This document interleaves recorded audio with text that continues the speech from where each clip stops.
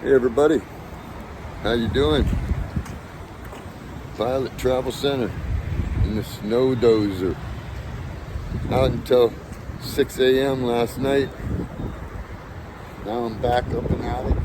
Just woke up only because the phone kept going. I got it on silent only because I had to.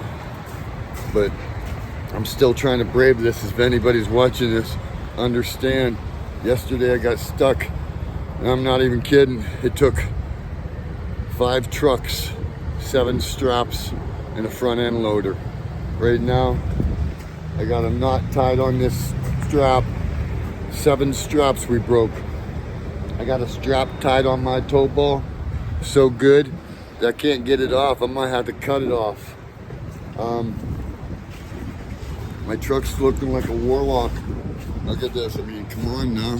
It's horrible. Look at that mirror. Yeah, it's horrible. The mirror, the tail light. Gotta order some parts. But now my truck has a leash. Until I cut that off, my truck has a leash. Yes, ma'am. Yes, sir.